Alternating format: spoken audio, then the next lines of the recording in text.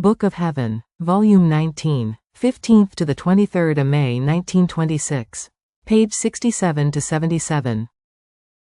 May 15, 1926. Diversity of sanctity and beauty in the souls who live in the divine will. How the whole order and variety of creation will be veiled in the human nature. I was thinking, if the creature had not withdrawn from the supreme will, one would be the sanctity, one the beauty, one the science, one the light, and there would be the same knowledge of our Creator for all.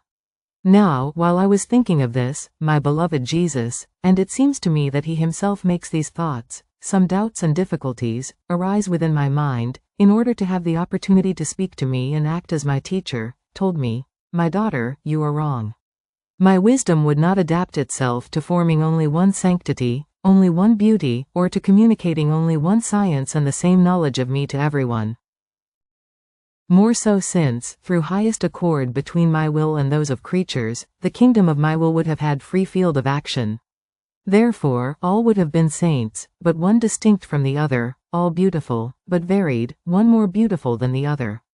And according to the sanctity of each one, I was to communicate a distinct science, and with this science, some would know one attribute of their Creator more, some another. You must know that as much as we can give to the creature, she only takes the little drops of her Creator, so great is the distance between Creator and creatures, and we have always new and different things to give. And besides, since creation was created by us so that we might delight in it, where would our delight be, had we formed in the creature only one sanctity, or given only one beauty and only one knowledge of our incomprehensible, immense and infinite being? Our wisdom would have grown bored with doing only one thing. What would be said of our wisdom, love and power, if in creating this terrestrial globe, we had made it all sky, or all earth, or all sea? What would our glory have been? Instead, the multiplicity of so many things created by us, while singing the praises of wisdom, love and power, speaks also of the variety of sanctity and beauty in which creatures were to arise, for love of whom they were created. See, the sky studded with stars is beautiful, but the sun also is beautiful, though they are distinct from each other, and the sky does one office, the sun, another. The sea is beautiful, but the flowery earth, the height of the mountains, the expanse of the plains also are beautiful, though the beauties and the offices are distinct among them. A garden is beautiful, but how many varieties of plants and beauties are in it?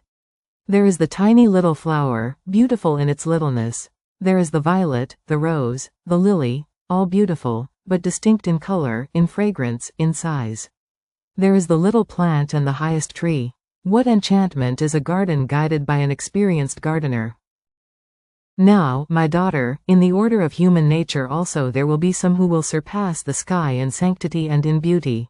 Some the sun, some the sea, some the flowery earth, some the height of the mountains, some the tiny little flower, some the little plant, and some the highest tree. And even if man should withdraw from my will, I will multiply the centuries so as to have, in the human nature, all the order and the multiplicity of created things and of their beauty, and to have it even surpassed in a more admirable and enchanting way. May 18, 1926. Just as the Virgin had to embrace everything and do the acts of all, in order to obtain the longed-for Redeemer and conceive Him, in the same way, the one who must obtain the supreme fiat has to embrace all and answer for all. Luisa feels the weight of her responsibility. Jesus reassures her.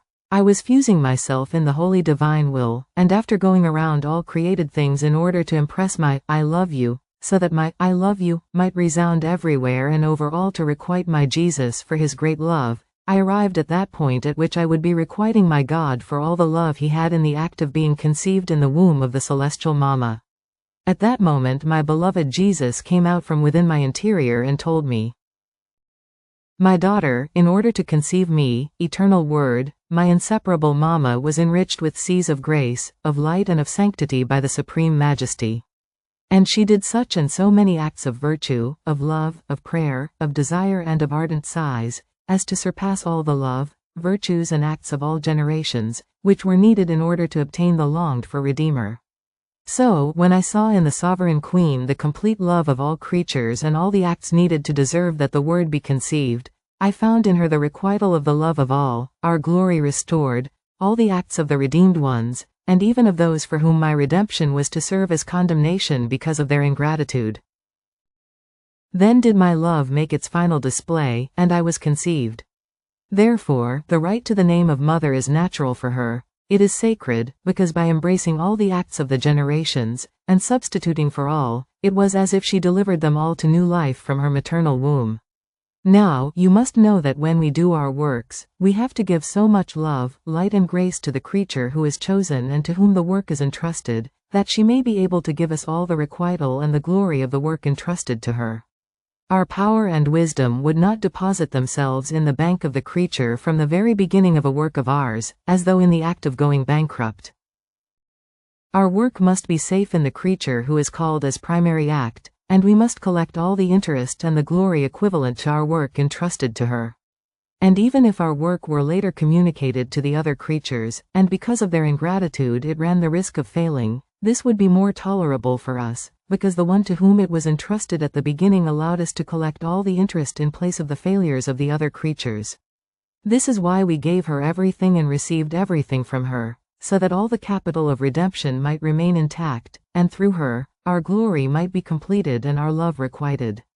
Who is the wise man who, from the very beginning, would put his capital in a bank that is about to go bankrupt? First he makes sure, and then he entrusts his capital. However, it may happen that later on it fails, but this cannot cause him grave damage, because he has already made up for his capital through the much interest received. If man does so, much more so does God, whose wisdom is incomprehensible. And this was not about just any work, or a small capital, but it was about the great work of redemption, and all the cost of the infinite and incalculable value of the eternal Word.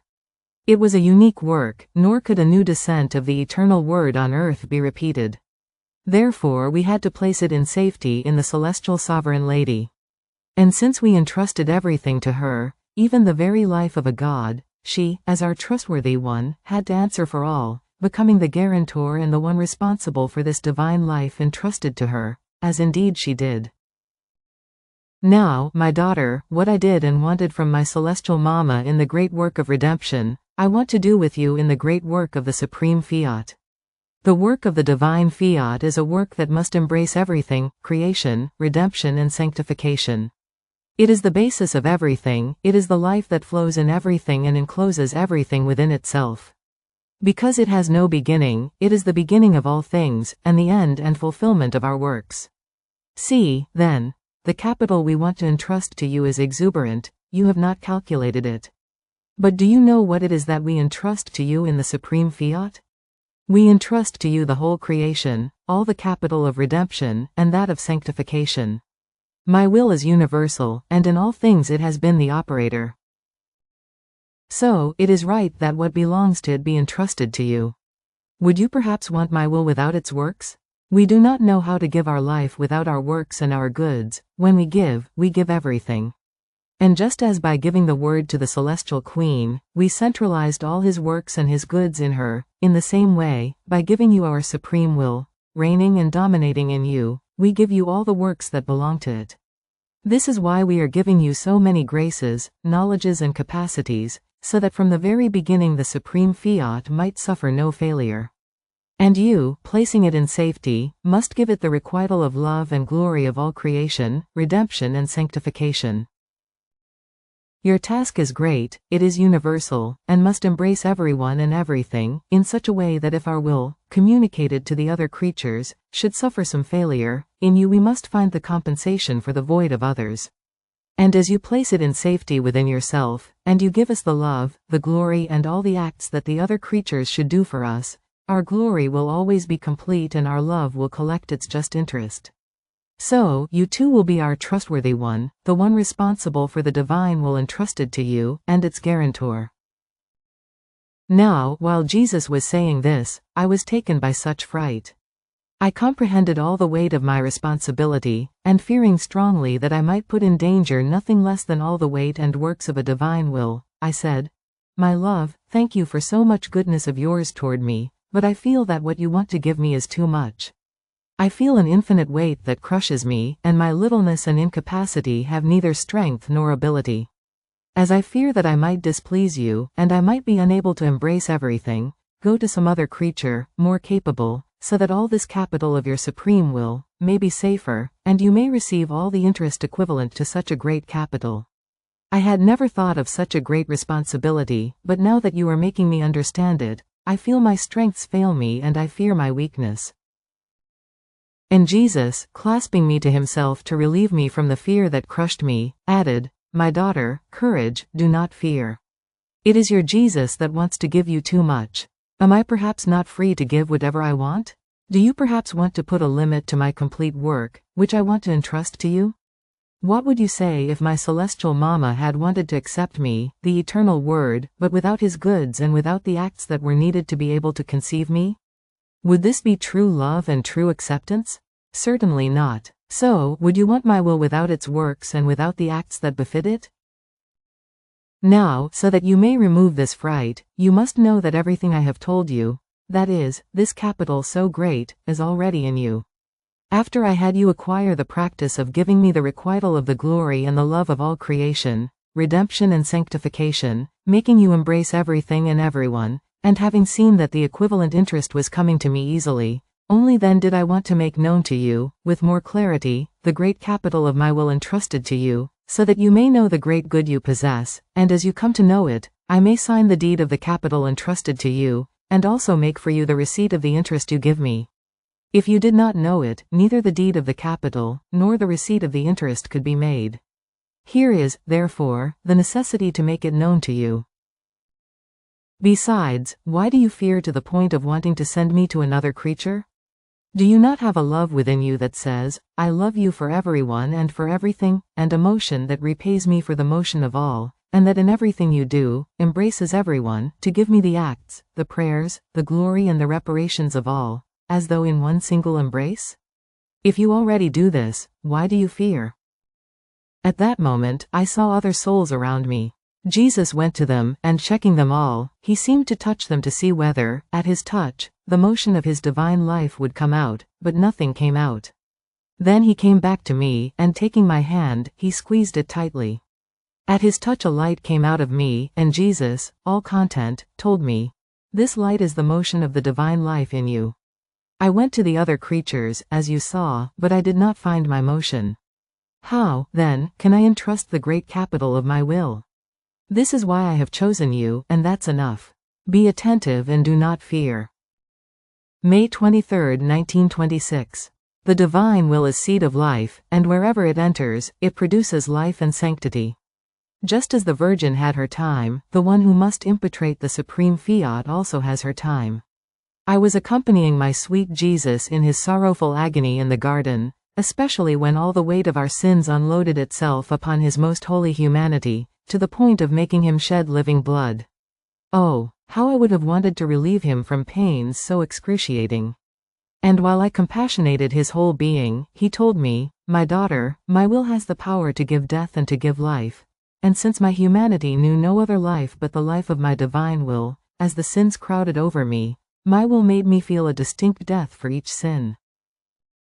My humanity moaned under the pain of the real death which my supreme will gave me, but over that very death which this divine will gave me, it made the new life of grace rise again for creatures. So, as evil and bad as a creature might be, if she has the fortune of letting one act of my will enter into herself, even at the point of death, since my will is life, it sows the seed of life in the soul.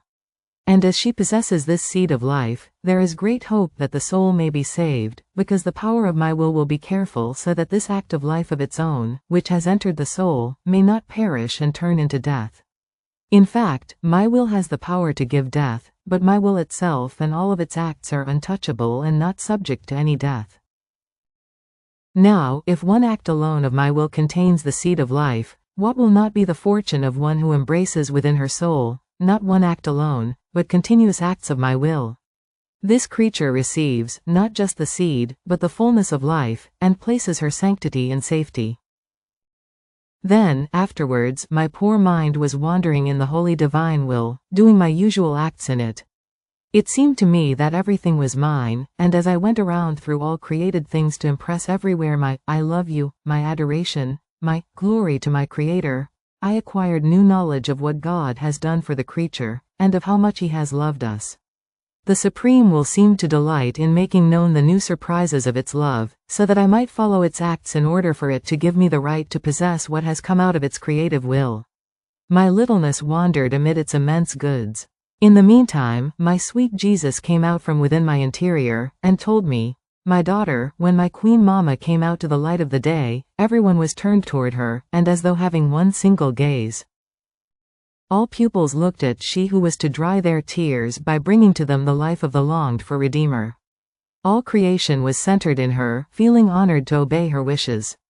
The divinity itself was all for her and all intent on her, in order to prepare her and to form in her, with surprising graces, the space into which the eternal Word was to descend to take on human flesh. If the virtue were not present within us that, while we operate, deal with or speak with one creature, we do not neglect the others, all would have said to us, 'Leave all of us aside, think of this Virgin. Give, centralize everything in her, that she may let the one come in whom our hopes, our life, all of our good, are placed.' Therefore, the time in which the Sovereign Queen came out to the light of the day can be called the time of my Mama. This, my daughter, can be called your time. All are turned toward you. I hear the voice of all, as if it were one alone, praying me, pressing me, that my will may reacquire its absolute divine rights over you, so that, acquiring its total dominion, it may pour into you all the fullness of goods it had established to give if the creature had not withdrawn from my will. So, the whole of heaven, the celestial Mama, the angels and saints, all are turned toward you for the triumph of my will, because their glory in heaven will not be complete if my will does not have its complete triumph on earth.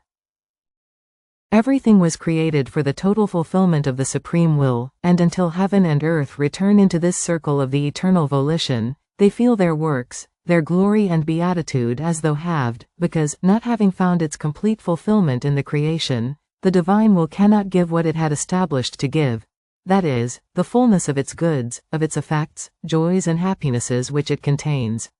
This is why they are all longing. My will itself is all for you and intent on you. It holds nothing back of graces, of light and whatever it takes to form in you the greatest of prodigies, which is its fulfillment and its total triumph. Which one do you think is a greater prodigy, that a little light remains enclosed in the sun, or that the sun remains enclosed in the little light? It would certainly be more prodigious if the little light enclosed the sun, and indeed, it seems impossible to me that this may happen. In Jesus, what is impossible for the creature is possible for God. The little light is the soul, and my will is the sun. Now, my will must give so much to the little light as to be able to make of it a circle and be enclosed in it. And since the nature of light is to spread its rays everywhere, while remaining in triumph within this circle, it will spread its divine rays to give the life of my will to all. This is the prodigy of prodigies, which the whole of heaven longs for.